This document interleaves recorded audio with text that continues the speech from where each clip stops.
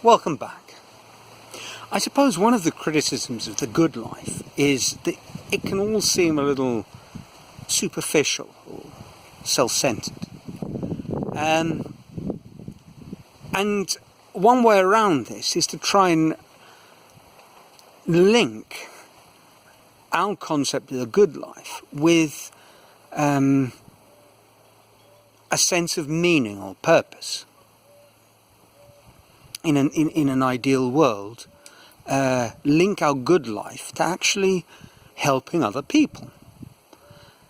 Now, you might say, hang on a second, Neil.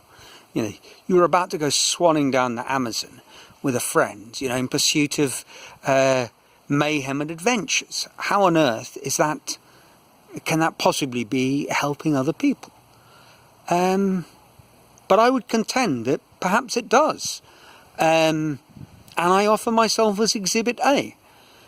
The moment I responded to Spencer's notice on the staff bulletin board, it was in a sort of Joseph Campbell sense.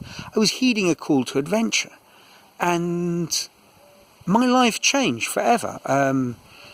It was a holiday that wasn't just self-indulgence, it was a self-reinvention, a reboot, and that's a fantastic thing. And who knows, perhaps in that light, rather than thinking that Spence was just looking for a bit of company on his mad adventure, you could think of it as an act of great generosity. And I'm certainly very grateful that he put the notice up and that I got a chance to go on this crazy adventure down the Amazon. Now, it might be pushing it to suggest that when we regaled people with the tales, tall and otherwise, of our trip, there was an act of generosity. Some might perhaps have argued it was the last mumblings of a couple of old drunken fools. But who knows? Perhaps those stories did serve to inspire or open up new possibilities to at least one of the people who heard them. And if you look at Joseph Campbell's cycle of the hero's journey, that is indeed the last step.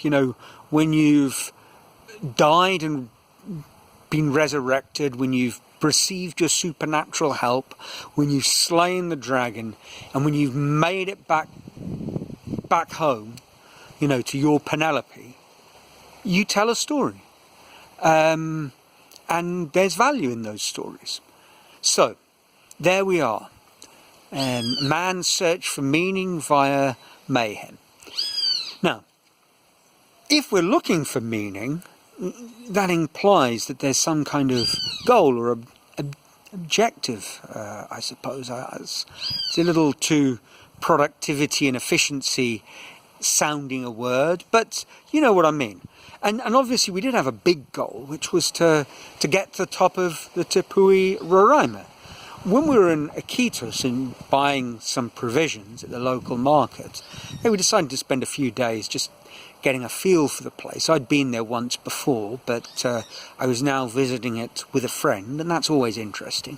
So we did set ourselves a little mini mission, which was to find the worst pool table in Iquitos, because sort of on day one, when we stopped for a quiet beer and had a game of pool in the bar, we were struck by just how appalling the table was.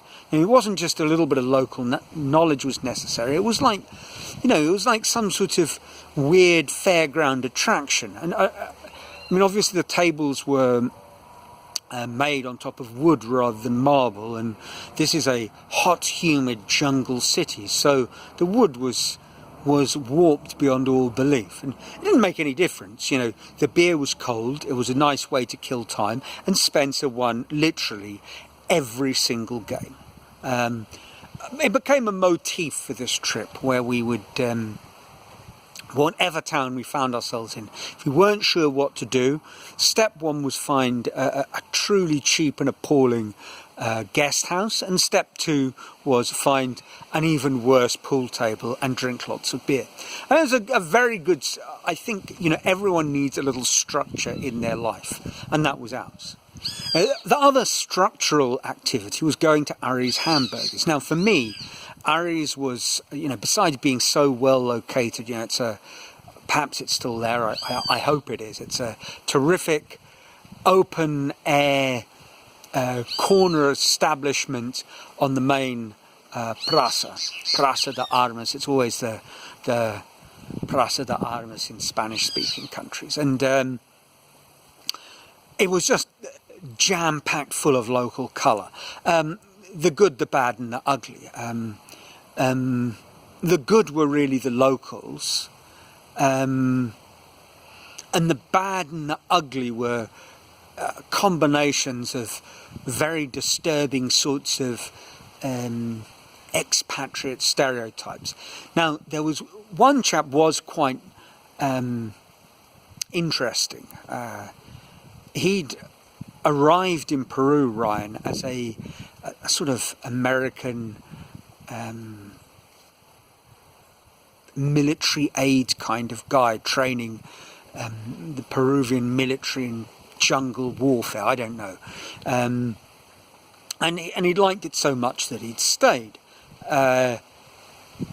He told us, and we never got to visit his homestead, but he told us that after giving up on military activities, he paid for his wonderful life by exporting exotic snakes. So he lived on a small holding near the river somewhere and bred boa constrictors and anacondas and things like that, which he exported.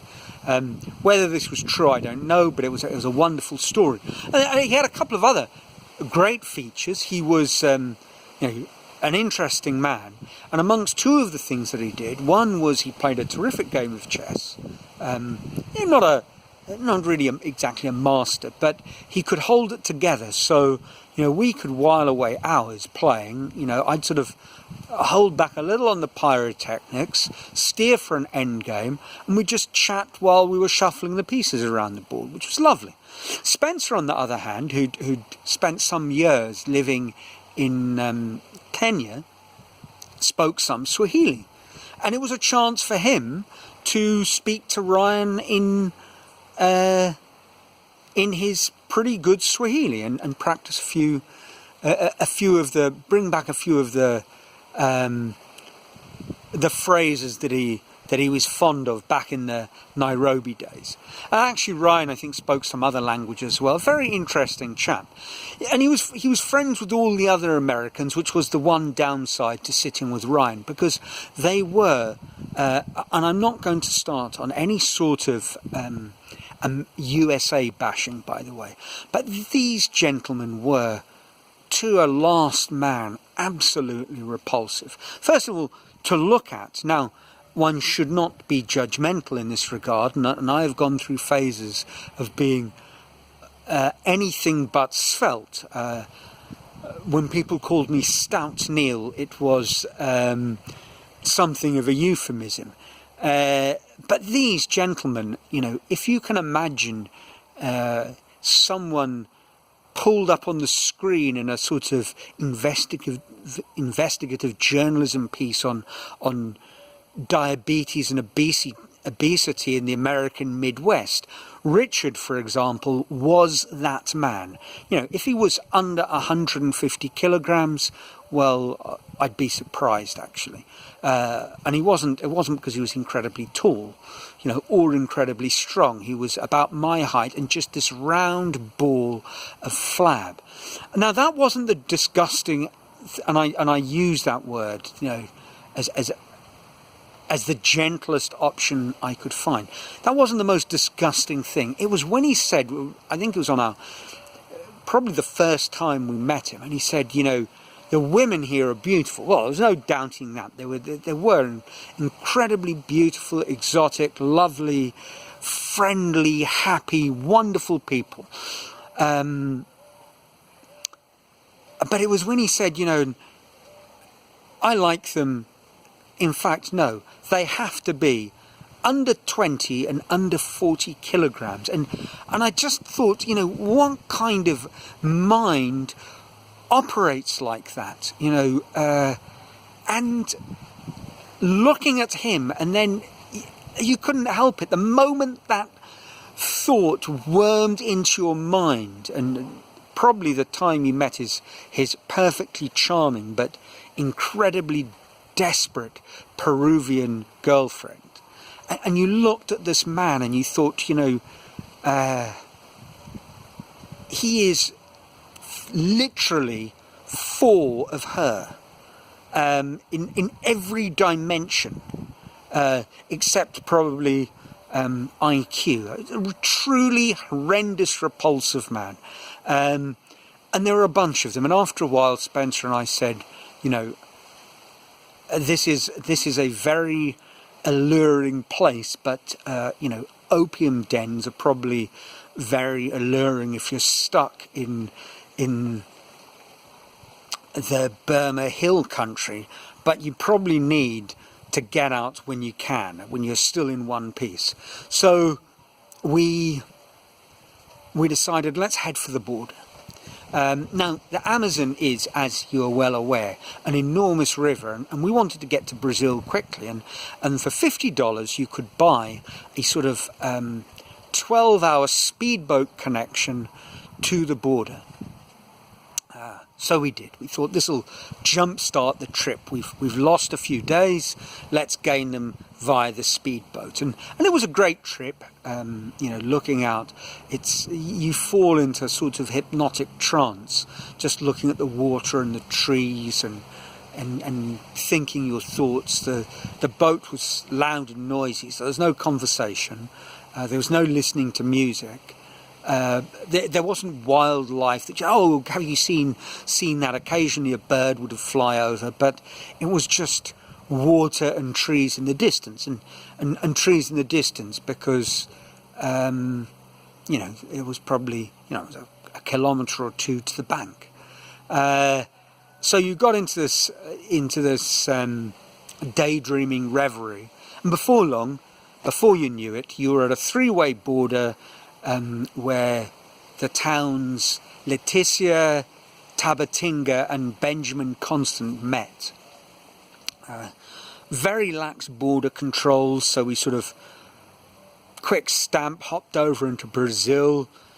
No stamp at all to walk up the road into Colombia to change some money into dollars.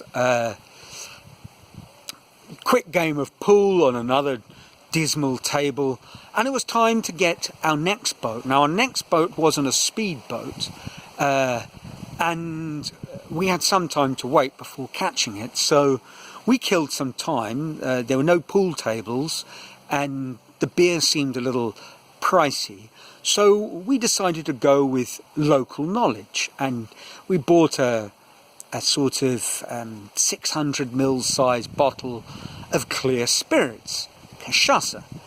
And we met some locals who spoke a little bit of a few terms in broken English. We had our Spanish, they were speaking some Portuguese, but that was enough to kind of communicate. And we started a conversation, and of course it quickly got onto football. And we started toasting Brazilian football players. And there's lots of them. So the conversation kind of ran, Pele, Pele, Kaching. Yes, Bebeto, Romario, the World Cup, Kaching, Kaching. Tulio, who just won the Copa America for Brazil with a handball goal against Argentina. So we loved Tulio. And so it went on. And before long, the last memory was Spencer leaping, falling into the Amazon and crawling up the side of the boat. And that is where we will pick up next week.